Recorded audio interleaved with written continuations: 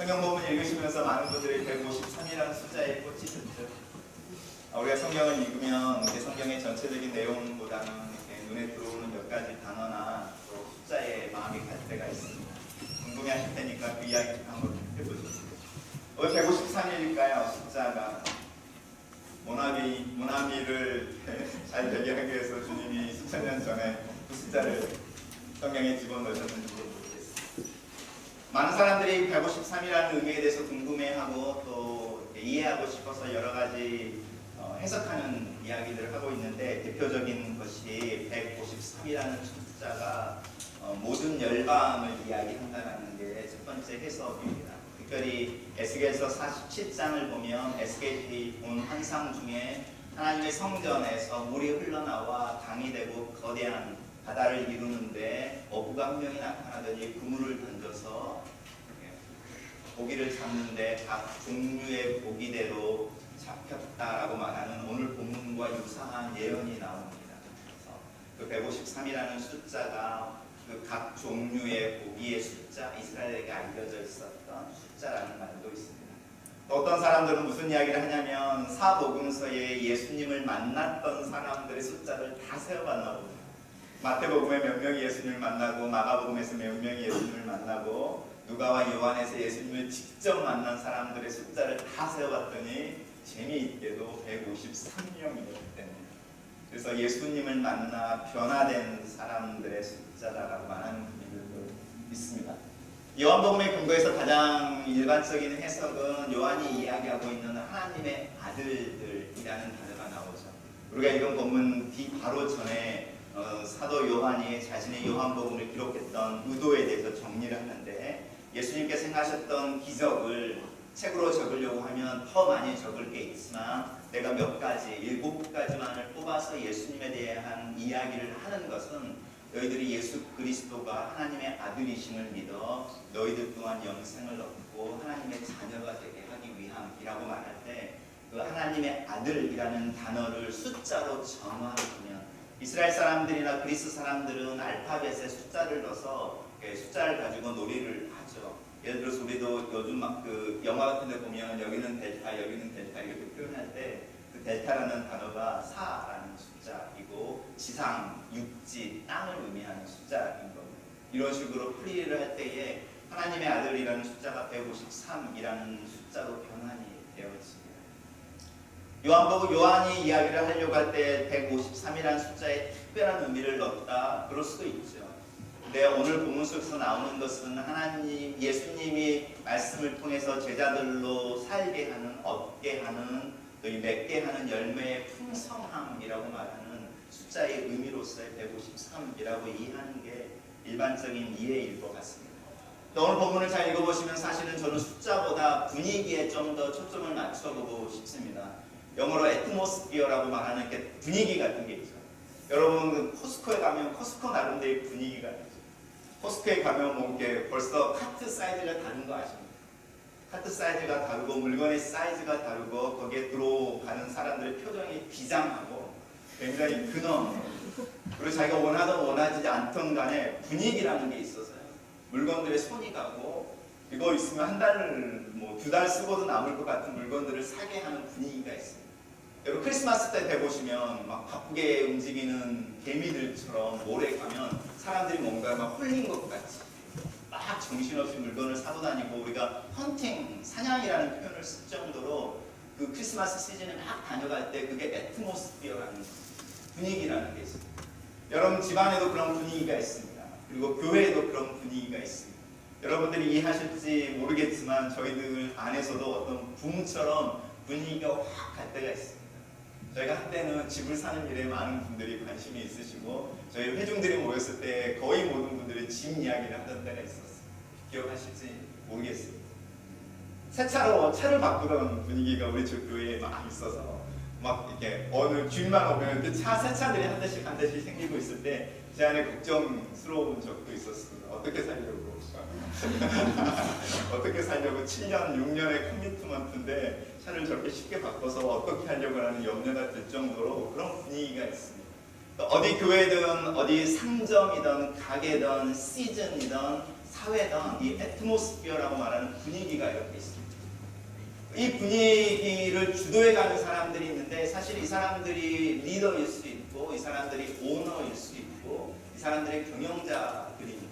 여러분 집안에 누가 사실은 제일 파워가 세냐라는 걸 보고 싶다면 여러분의 집안의 공기를 누가 결정하는지, 누가 삐져 있으면 온 집안의 공기가 우울한지를 살펴보시면 돼요. 누가 즐거우면 뭔가 이렇게 집에서 막 좋은 일이 일어날 것 같은 분위기로 공기로 가득 차 있는지를 보면 그 공기의 근원지에 있는 분이 사실은 목소리가 높던 낮던 뭐 말이 심하든 심하지 않든 간에 그 집안의 주인 리더라고 할 수 있습니다. 교회도 마찬가지. 오늘 본문 속에서도 마찬가지이죠. 예수님이 부활하신 후에 제자들이 이렇게 모여 있는데 일주일이나 시간이 지났습니다. 지난주만 해도요. 도마가 나는 하나님 예수님의 부활을 못 믿겠어 이럴 때 제자들이 다 몰려들어서 막 간증하고요. 예수님이 정말 나타났다니까, 내가 예수님을 만났다니까, 예수님이 너한테도 나타나 줄 거야, 믿음을 잃으면 안 돼, 막 이렇게 복 받아주고 막 기도를 하고 있었는데 오늘 일주일이 지난 딱 지금 분위기가 전혀 다른 겁니다. 나 고기 잡으러 갈래. 나도 다 가버리는 거예요.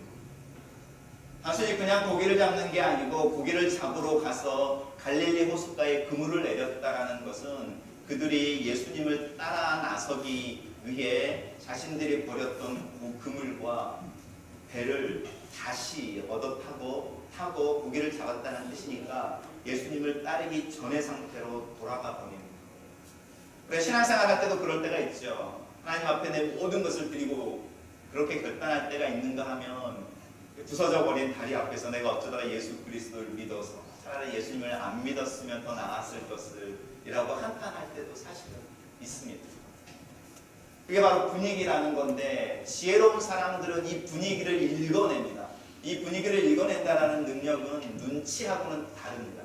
눈치는 내가 생존하기 위해서 상황을 판단하는 어떤 이렇게 잡기술에 이렇게 비유할 수 있다면 이 분위기를 읽어낸다고 말하는 것은 눈치가 아닙니다. 지금 어떤 일이 벌어지고 있는지를 분별해낸다는 거예요. 예수님 말씀하시는 것처럼 시대를 분별하는 것에 대해서 이야기를 할 때에 때가 악하니 그 때를 분별해서 시간을 사용하는 것에 대한 이야기를 할 때처럼 분별해내는 능력이에요. 영어로 discern한다고 그러는데 무엇이 옳은지 그런지를 이해하기 전에 지금 여기에 지금 도대체 무슨 일이 일어나고 있는지를 알아차리는, 그것을 알아차리는 사람들은 그래서 대세를 따를 수도 있지만 그래서 아니 나는 안 가, 여기에 있을래, 너희들은 다 가더라도 나는 여기에 남아서 부활하신 예수 그리스도가 다시 나타나시기를, 아니 그분이 나에게 어떤 일들을 행하시기를 기다릴래 라고 말할 수 있는 능력까지를 부여하는 겁니다. 여러분의 자녀들 가운데서도 우리의 자녀가 팔로워인지 리더인지를 분별하고 싶으실 때에 상황을 어떻게 판단하는 능력이 있는지를 보시면 집안의 분위기가 정말로 차갑고 가라앉아 있을 때에 어떤 아이들은 그 분위기에 눌려서 스스로도 위축되어지는 아이들이 있는가 하면 그 분위기를 바꿔보려고 오히려 엄마나 아빠에게 가서 애교를 떨고 또 엄마 아빠의 마음을 풀어주려고 하는 아이들이 있어요. 리더십이라고 하는 부분이 어떻게 발휘되어지는지를 볼 수 있어요. 오늘 본문 속에서 이 애트모스피어라고 하는 부분 속에 예수님이 분위기를 바꿔주는 장면을 한번 생각해 보십시오.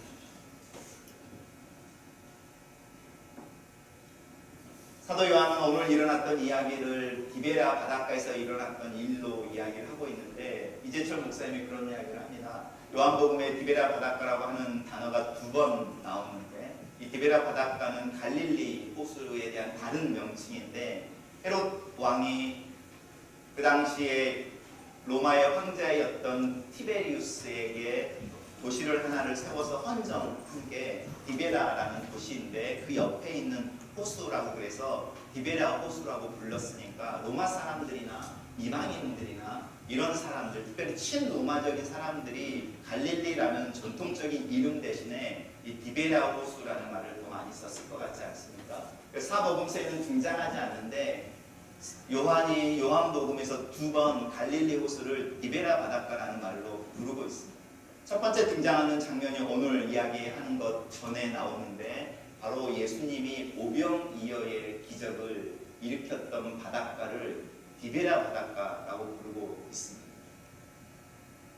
디베랴 바닷가라고 부르는 사도 요한의 의도는 사람들이 하나님의 기적을 체험한 후에 변화가 되어지거나 헌신이 일어나거나 순종을 하거나 예수님의 제자가 되기 위해서 따라나가는 현장에 대한 이야기를 하는 것이 아니라 예수 그리스도의 기적을 경험한 후에 하나님의 능력을 경험한 후에 그래서라는 말에 대한 대답을 찾는 곳인 겁니다. 그래서 이 신을 믿으면 이분을 왕으로 세우면 우리의 문제가 해결될 수 있겠구나라고 말합니다. 예수 그리스도께서 부활하셔서 하나님의 아들이심을 증명하고 당신이 말했던 가르침과 하나님의 나라의 완성에 대해서 썸띵이 막 해품되려고 하는 분. 그 나라가 되면 나는 그 나라에서 장관이 되고 그 나라의 요직을 차지할 수 있겠구나라고 말하는 이런 기대. 하나님의 이적 앞에서 능력 앞에서 우리가 겸손해지고 굴복하는 것이 아니라 그 능력을 사용하면 그 능력을 이용할 수 있다면 그 에너지를 통하면 내 삶이, 내 생활이, 내 인생이, 내 미래가 더 풍성해질 수 있을 거라고 하나님을 나를 위해서 사용하고 싶어하는 욕구로 가득 차 있는 사람. 그래서 오히려 하나님이 떠나버리거나 멀리 간격을 두는 비극이 일어나고 있는 현장, 그 현장을 디베랴라고 이야기를 하는 겁니다. 실제로 오병이어의 기적이 일어났을 때에 많은 이스라엘 사람들이 예수님을 찾아 나선 이유가 예수님을 왕으로 삼으려고 그랬어요. 예수님이 왕이 되시면은요, 부국강병이라고 하는 나라, 또 그들의 삶에 있어서의 풍요로움, 내일을 약속할 수 있는 오늘의 풍족함이 가능해질 거라는 그 능력을 보는 거죠. 예수님이 그들을 떠나버리십니다. 오늘 반대로요, 오늘은 제자들이 자신들의 실망을 표현해내고 있습니다. 예수님이 부활하셨고 그래서 something이 해픈되어져야 하는데 일주일이 지나도록 아무 일이 없는 거죠. 그리고 나에게 나타나셨다가 모습을 감추신 그 예수님이 다시 나에게 나타날지 안 나타날지 잘 모르는 상황인 거예요. 그랬을 때 이 사람들이 믿음이라고 하는 것 때문에 실험하고 그래서 내가 부활하신 예수 그리스도를 어떻게 따라가지라고 고민하는 현장이 아니라 그래서 나에게 아무런 일도 일어나지 않는 겁니다. 예수 그리스도의 부활이 내 신앙의 믿음이 나에게 과연 어떤 영향을 미치는 거지? 라는 질문의 끝에 어쩌면 nothing이라고 말합니다. 신앙은 신앙이고 하나님은 하나님이고 나는 나고 내 오늘은 오늘이고 라고 말하는 우리가 운연 중에 예배드리는 이 시간과 이 예배당을 나가서 살아가는 일주일의 삶의 괴리감처럼 일상의 삶, 하나님이 없어도 괜찮아. 내가 내 삶을 매니지할 수 있고 내가 수고하고 노력한 만큼 하루하루를 살아낼 수 있을 것 같은 그 느낌으로 살아가는 삶의 현장, 디베랴 바닷가라고 할 수 있습니다. 우리가 읽은 오늘의 본문 속의 애트모스피어를 한번 살펴보시죠. 하나님은 살아계시죠. 그렇지만 나를 위해서 일하지 않으시죠. 하나님은 능력이 있으시죠. 그 능력이 내 삶에는 나타날 리가 없지 않아요. 하나님의 다른 사람들은 고쳐주시고 다른 사람들에게 뭔가 기적을 베풀어주시고 뭔가를 행하시는 것 같은데 내 삶에는 라고 말할 때 공허함이 있는 겁니다.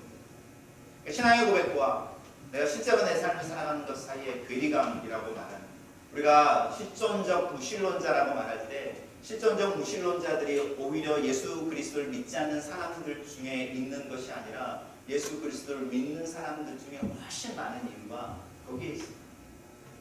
우리가 입으로는 예수 그리스도를 이야기하고 하나님의 아버지를 이야기하지만 그래서 그분이 내 삶에 실제로 뭔가를 하셔? 아닌 거죠. 그래서 내 삶은 내 힘으로 꾸려나가야 하고 내가 계획을 세워야 하고 내가 수고를 해야 되고 내가 선택하기 위해서 씨름해야 되고 그런 고민을 할 때 기도하지 않죠. 그것이 바로 오늘의 현장인 겁니다. 우리가 처해 있는 공기를 한번 살펴보십시오. 우리가 한 주간 살았을 때 우리의 마음이 어땠는지, 우리가 중요한 문제들이 있을 때에 아이를 보면서 내 마음에 여러 가지 생각이 들 때에 또 내 재정적인 문제와 일 때문에 씨름할 때에 내 마음속에 내 마음이 하나님이 있었는지 아니면 하나님이 안 계신 것처럼 상황들을 보고 애를 쓰고 있어요.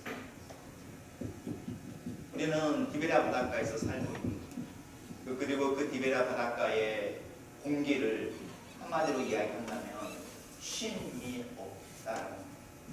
열심히 일하는데 그래서 뭔가 내 손에 들어오는 것 같은데 여전히 내 마음이 공허한 삶. 단순히 고기를 잡았다 못 잡았다의 문제가 아니라 내 마음이 허전한 삶. 예수님이 이야기하신 풍성한 삶이라고 말하는 것은 죽은 후에나 이루어질 것 같은 성경에 있는 수많은 약속들은 그들을 위한 약속이었지 나를 위한 약속은 아닌 것 같아. 그래서 다른 사람들은 편안히 자고 있을지도 모르는 그 밤에 나 혼자만 일을 하고 있고 내가 뿌리는 그 땅과 시름에 비해서 내 손은 비어 있는 것 같은 공허함, 쉬지 못하는 마음. 그런데 주님이 그 현장에 나타나신다는 것.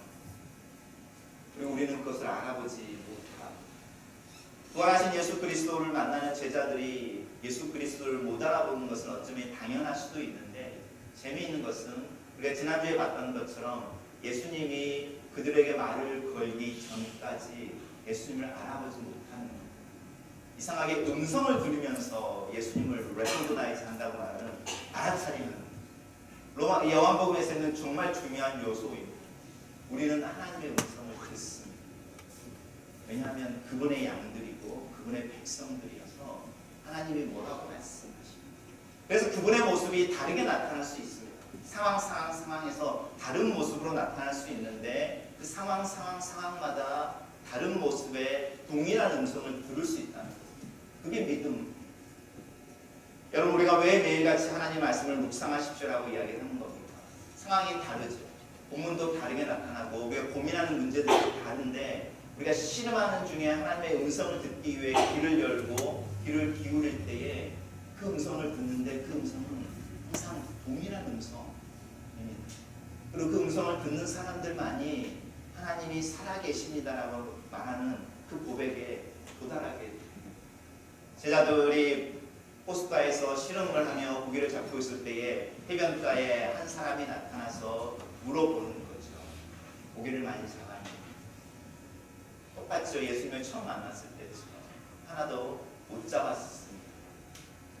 오른편에다 그물을 던져봐라 라고 이렇게 대화하는 중에 그 배에 타고 있었던 많은 제자들 중에 한 명이 그 목소리를 알아차리는데 그 제자를 뭐라고 말하고 있냐면 예수님의 사랑을 받던 제자, 예수님을 사랑하는 제자라는 표현을 씁니다. 아직까지 예수 그리스도와의 관계 속에서 흔적과 따뜻함을 느끼고 있는 제자. 똑같은 삶의 현장이지만 똑같이 하나님이 안 계시는 것처럼 살 수 있는 오류를 범하고 미성숙한 모습을 보이지만 마음 한구석에 여전히 지난주에 드렸던 예배의 따뜻함이라든지요, 잠깐 봤던 말씀에 대한 기억이라든지 우리가 신라처럼 하나님을 기억해내게 하는 어떤 센스가 아직은 안 꺼져 있는 어떤 사람들이 그 디베라라고 하는 현장 속에서 하나님의 음성을 알아차립니다. 그리고 주님이 아직 계셔, 여기 계셔, 함께 하셔 라는 이야기를 해요. 그래 주님은 왜 함께 하셔, 여기 계셔라고 말할 때 우리가 심하게 범하는 오류는 이겁니다. 하나님 우리와 함께 하십니다. 믿으시죠? 하나님은 부재부수하시는 분이에요. 그는 능력이 있으셔서 모든 곳에 계십니다. 그 하나님은 우리가 경험하는 하나님이 아닙니다. 고백하는 하나님입니다. 그리고 그 하나님은 우리에게 특별하지 않습니다. 왜냐하면 그렇게 모든 곳에 계시는 하나님은 악인이나 선인에게 다 비를 주시는 분이고 악인이나 선인에게 상관없이 내가 지은 창조물들이라고 이야기하시고 애정을 보이시는 상징적인 분입니다. 근데 하나님이 구체적으로 내가 너와 함께 있어라고 구체적인 상황 속에서 당신의 임재를 약속하는 경우가 있습니다. 하나님이 예레미야를 부르실 때에 내가 네 어머의 태 속에서 만들어지기 전에 너를 선택하고 네가 태어나기 전에 내가 너를 알았어. 내가 너를 선택해서 불렀으니 가. 이렇게 말할 때 예레미야가 나는 너무 슬픕니다. 자격이 없습니다. 그런 존재가 아닙니다. 라고 말할 때 하나님이 내가 너와 함께 가고 너를 도와주고 너를 구원해 주겠어. 무슨 말입니까? 내가 너를 심부름을 시키기 위해서 불렀지만 너 혼자 보내지 않고 같이 가줄게라는 거예요. 그런 분이 어디 있어? 내가 너를 선택해서 너희가 어떤 일을 부탁하는데 그 일을 같이 해줄게. 함께 있게. 신약으로 넘어와 보십시오. 하늘과 땅의 모든 것을 내게 주셨으니 너희는 가서 모든 족속으로 제자를 삼아라고 말할 때 예수님이 뭐라고 말씀하시냐면 볼지어다 내가 세상 끝날까지 너희와 항상 함께 있게. 구체적인 상황, 구체적인 목표, 구체적인 임무, 구체적인 이야기 속에 하나님이 내가 너와 함께 있어. 히브리서를 읽다 보면 내가 너를 결코 버리지 않고 너를 떠나지 않겠다라는 말씀이 나오는데 그 말씀 앞뒤를 살살 펴보십시오. 그 아이러니하게도 그 앞에 있는 내용이 뭐냐면 돈을 사랑하지 말라라는 이야기가 앞에 나옵니다. 네가 네 삶을 살아가기 위해서 네 마음껏 애써서 네 노력으로 모든 걸 하려고 할 때 신앙 때문에 빨간불이 걸리는 상황이 있어. 그때 내가 너를 버리지 않는 것, 너와 함께 있는 것, 너를 돕는 것을 경험하게 될 거라는 것. 이 약속에 이스라엘 백성들이 여호수아를 중심으로 정복전쟁에 들어갈 때 하나님이 주시는 약속입니다. 가나안의 약속의 땅을 정복하는 것이 절대 명령처럼 구체적인 태스크로 주어지고 임무로 주어지고 그 일들을 해나가야 하는데 그들은 훨씬 우리보다 등치가 크고 거인이고 우리는 그들 앞에서 메뚜기와 같은데 여전히 하나님의 약속이라는 것 때문에 저 땅은 우리의 땅이 될 거라는 믿음의 고백으로 전쟁을 하러 나가야 되는 싸움이 안 되는 싸움에 나가는 사람들에게 내가 너와 함께 있어라는 약속이죠. 우리의 믿음의 생활 속에서 맨 처음으로 돌아가 버리는 이유가 어디에 있냐면 하나님은 살아계신다라고 보편적인 임재를 고백해야 되는데 지금 이 자리에서 내가 고민하는 이 상황 가운데 하나님이 계셔 라고 말하는 데 있어서 우리는 물음표를 둡니다. 그 이유는 하나님이 왜 그 순간에 나와 함께 있어야 되지 라는 질문에 대한 답을 못 갖고 있는 거예요. 우리 신앙생활 하면서 여러분 생각해 보십시오. 히베다 바라카라는 곳에서 하나님 우리를 위해서 역사하시는 분, 우리를 사랑하시는 분, 우리를 복주시는 분, 우리의 문제를 해결해 주시는 분, 우리를 인도에 가서 우리로 하나님의 백성을 살게 하시는 분. 근데 그분이 우리를 그렇게 모았을 때에 우리에게 하시는 이야기가 있습니다. 너네 아들, 딸이지. 나랑 함께 살 거지. 내가 하는 일에 관심을 갖고 가업을 이어갈 거지. 라는 이야기를 하고 계십니다. 그분이 왕이시고 통치하시는 분이라고 이야기할 때 우리를 공주와 왕자로 삼으셨어요. 궁궐에서 호비 오락하라고요. 나와 함께 다스리기 위해서. 하나님이 구체적으로 우리를 선택하셔서 우리가 초즌됐다라는 말을 하는 거예요. 선택되어. 네, 초즌이라는 말을 가지고 이 북미 사람들이 농담처럼 쓰는 게 있는데 초즌들이요, 프로즌 됐다. 하나님이 선택해서 구체적인 뭔가를 같이 해보고 싶으면 뭔가가 이렇게 계획이 있으셔서 그 계획대로 진행하는 가운데 함께 해볼래? 함께 가자 이렇게 말하는데 우리가 얼어붙어서 아무것도 이렇게 다니는 자 그곳에 하나님의 임재가 경험되어지지 않는 거예요. 주님이 나타나셔서 이 공기를 바꿔내시는데 우리가 읽은 이 본문 뒤에 어떤 이야기가 있는지 다 아시죠? 베드로를 향해서 구체적으로 집어서 네가 나를 사랑하느냐 내 양을 먹여라. 네가 나를 사랑하느냐 내 양을 쳐라. 맨 처음에 불렀던 이야기들을 다시 주시는 거예요. 우리가 디베라 바닷가에서 하나님의 임재를 예수 그리스도 임재를 경험하고 다시 나올 수 있다면 중요한 것은 그 다음에 주님이 우리와 함께 뭔가를 하고 싶어 하신다라는 부분에 대한 우리의 삶의 방향성, 구체적인 타스크라고 말하는 그 부분을 발견해내시다. 그 부분이 우리에게 교회로서는 동일한 것일 수도 있고 개인의 형편 속에서는 다른 모습일 수도 있어요. 그것을 깨달을 때에 우리가 이야기하는 거룩하다라는 말을 듣습니다. 거룩한 엄마나 거룩한 아빠는 하루 종일 기도하는 사람이 아닙니다. 거룩한 목사는 여러분들을 위해서 단상에 숨어서 3시간, 4시간 기도하는 사람이 아닙니다. 거룩이라고 말하는 것은 하나님이 무엇인가를 이루기 위해 따로 분리해서 가지고 있는 것을 말합니다. 그래서 이 거룩이라는 단어를 오늘날로 영어로요, 어원을 찾아가면 영어로 번역되어지는데 그 단어가 withdraw라는 거예요. 우리 은행에서 인출하는 단어가 거룩이라는 헬라의 단어의 어원을 가지고 있어요. 인출하는 게 뭡니까? 우리가 가지고 있는 부자의 돈들 중에서 숫자들 중에 내가 무엇을 사기 위해 구체적인 의도를 가지고 빼내서 인출해서 손에 들고 있는 캐시라는 것입니다. 그게 거룩입니다. 거룩한 엄마는요, 하나님이 나를 사용해서 내 자녀들을 어디로 이끌어가기를 원하는지를 알고 있는 사람. 거룩한 아빠는, 거룩한 목사님. 거룩이라고 말하는 부분은 하나님이 나와 함께 어떤 일을 행해내기를 원하는지 그것을 알고 있는 것에서, 그래서 그 일을 하기 위해 나를 분리시킬 수 있는 용기와 믿음에서 거룩이라는 게 시작되어집니다. 입에 붙어있는 할렐루야라든지 우리가 수많은 기도의 이야기나 종교적인 언어로 이루어지는 게 아닙니다.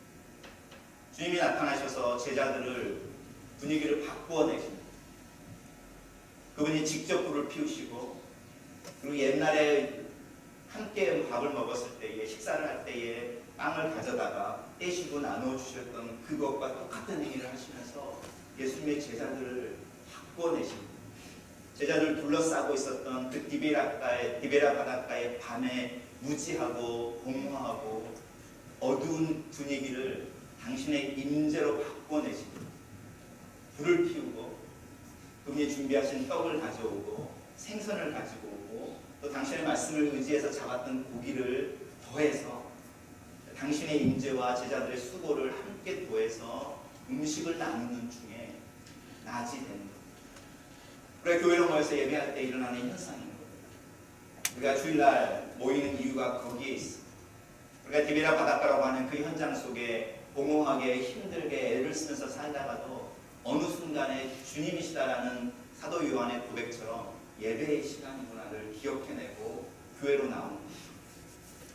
그 교회에 나와서 우리의 분주한 마음을 애써서 정리하고 우리의 수많은 고민과 생각들을 애써서 부인하고 하나님에게 집중하려고 애를 쓰는 중에 주님이 우리에게 지난주에 우리가 가졌던 것처럼 당신의 몸과 피의 상징인 빵을 음료를 먹게 마시게 하고 같은 고민을 하고 있는 사람들과 어우러져서 무엇인가 우리의 삶에서 일어나야만 하는 하나님의 뜻과 계획에 대한 이야기를 하게 하고 우리가 그 추위를 이겨낼 수 있는 불빛 아래서 따뜻한 한 시간을 경험하고 다시 돌아갑니다. 그 경험을 통해서 우리 인생을 싸고 있는, 우리의 삶을 돕고 있는 애트모스피어라고 말하는 얘기가 바뀌어지는 그런 일들이 일어나는데 이 일들이 끊임없이 일어납니다. 어떻게 일어나냐면 마치 대나무가 자라는데 대나무 마디마디에 걸리는 부분이 있죠. 그 걸리는 부분 때문에 대나무가 더 자라고 똑바로 자라고 바람에도 꺾이지 않는 것처럼 우리가 오늘 읽은 본문의 제자들의 경험이 이 대나무의 마디마디처럼 자리 잡고 있는 일주일 단위로 계속 그런 중에 우리의 삶이 계속적으로 자라나고 우리가 하나님과 무엇인가를 하고 있는 것에 대한 경험이 있고 교회가 안정되게 서가는 중에 주님의 몸된 교회로서 뭔가를 같이 하고 자녀들을 같이 키우고 왜 우리가 자녀들을 같이 키우고 교회를 이루어야 되는지 분명한 생각과 계획이 있기 때문에 거룩한 사람들로 거룩한 교회로 이 땅에 존재할 수 있는 제가 여러분 도전하는 것은 여러분을 둘러싸고 있는 공기를 알아차리셔야 합니다. 지금 여러분의 마음에 무엇이 가득 차 있는지 여러분의 집안의 공기는 무엇인지 지금 주제가 뭔지 수많은 생각들이 있는데 그 생각들을 관통하는 하나의 주제가 있을 텐데 그게 무엇인지 그리고 그것이 하나님과 연결되어져 있는지 아니면 분리되어져 있는지 그래서 나는 예배 1시간이 딱 지나면 어느 때라도 오늘 제자들처럼 다시 고기를 잡으러 가요. 예수님을 따르기 전에 전혀 예수님과 상관이 없는 그 상태로 돌아가 버리는 거죠. 아니면 최소한이라도 주님의 목소리를 알아차릴 수 있을 만큼의 믿음의 온기는 내 마음속에 있는 거죠. 점검해 보셔야 합니다. 우리가 예배 시간에 나올 때에 기도하기를 성령님 내 마음을 움직이십시오. 하나님의 음성을 듣게 해주십시오. 주님이 나에게 누르시고 이야기하시는 것을 듣게 해주시고 내 마음속에 또 내가 앉아있는 교우들 사이사이에 따뜻함으로 임하십시오. 저를 회복시키시고 격려하시고 내 안에 있는 부정적인 것과 내 중심적인 공기들을 다시 바꿔주셔서 주님과 함께 무엇을 할 수 있는, 주님이 나에게 부탁하고 있는 것이 무엇인지를 알고 그것을 다시 해낼 수 있는 거룩한 엄마, 거룩한 아빠, 거룩한 직장인, 거룩한 집사, 장로, 목사, 그런 삶을 한 주간 살 수 있게 해주십시오.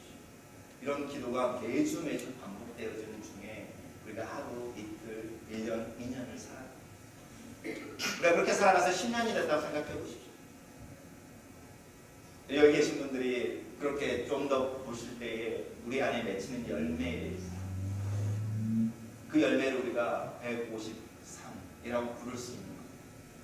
주님이 말씀하셔서 주님과 동행하는 중에 내 삶에 주님이 약속하셨던 풍성한 삶의 열매라고 말하는 그 열매. 다른 사람들은 보기에는 그 열매가 작을 수 있지만 주님이 절대로 그것을 작다고 하신 리가 없잖아요. 그분과 함께 만드는 거예요. 우리가 손놀림이 어리숙한 아이들과 함께 크래프트를 한 다음에 어리숙하게 만들어진 그 작품을 버리지 않잖아요. 오히려 내 아이가 18살, 20살 때 그린 그림은 벽에 걸어놓지 않지만 3살, 4살 때 그렸던 그림은 사진 찍어놓고 기억하고 버리지 않고 또 보여줘요. 주님의 마음이 그런 마음이고 그 마음으로 함께 쉐어하는 열매가 우리가 말하는 숫자 속에 있을 수 있는, 함께 나가시면 좋겠습니다. 그리고 이 분위기를 알아차리는 지혜를 위해 기도하십시오.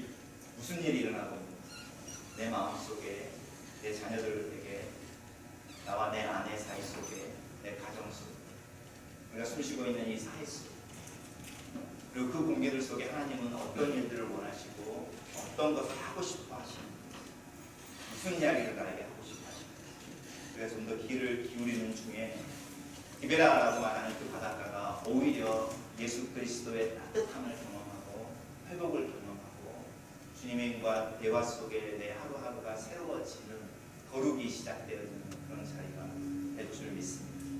기도하겠습니다.